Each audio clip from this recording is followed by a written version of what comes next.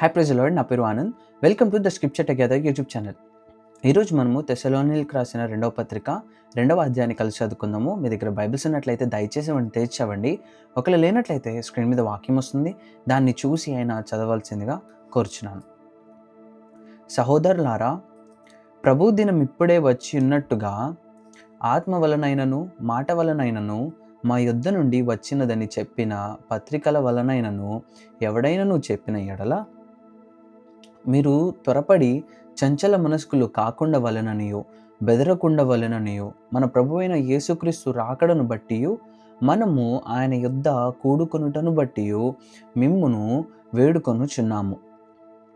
మొదట భ్రష్టత్వము సంభవించి నాశన పాత్రుడగు పాప పురుషుడు బయలు పడితేనే కానీ ఆ దినము రాదు.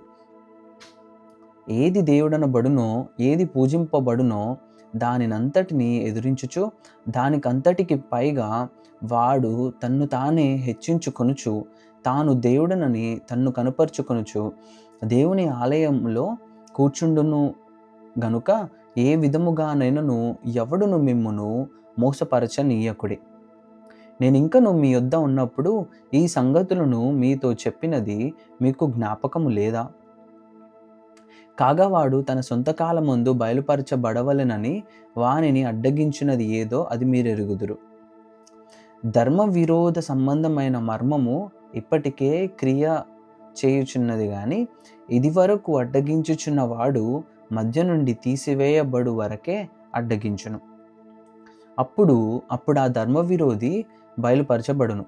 ప్రభువైన యేసు తన నోటి ఊపిరి చేత వానిని సంహరించి తన ఆగమన ప్రకాశము చేత నాశనము చేయును.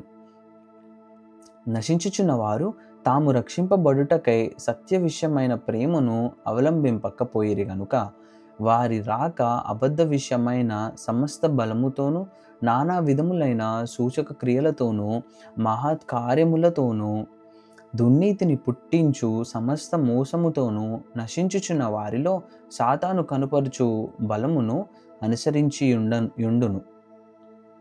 ఇందుచేత సత్యమును నమ్మక దుర్నీతి యందు అభిలాష గల వారందరూ శిక్షావిధి పొందుటకై అబద్ధమును నమ్మునట్లు మోసము చేయు శక్తిని దేవుడు వారికి పంపుచున్నాడు. ప్రభువు వలన ప్రేమింపబడిన సహోదరులారా, ఆత్మ మిమ్మును పరిశుద్ధపరచుట వలనను మీరు సత్యమును నమ్ముట వలనను రక్షణ పొందుటకు దేవుడు ఆది నుండి మిమ్మును ఏర్పరచుకొనెను గనుక మేము మిమ్మును బట్టి ఎల్లప్పుడూ దేవునికి కృతజ్ఞతాస్తుతులు చెల్లింపబద్దులమై ఉన్నాము.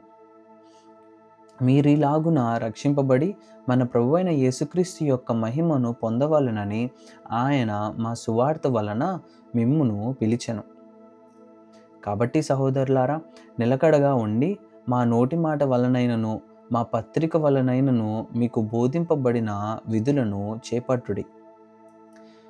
మన ప్రభువైన యేసుక్రీస్తును మనలను ప్రేమించి కృపచేత నిత్యమైన ఆదరణయు శుభ నిరీక్షణయు అనుగ్రహించిన మన తండ్రి అయిన దేవుడును మీ హృదయములను ఆదరించి ప్రతి సత్కార్యమందును ప్రతి సద్వాక్యమందును మిమ్మును స్థిరపరచునుగాక. ఆమెన్. దేవుడిచ్చిన వాక్యము దీవించను గాక.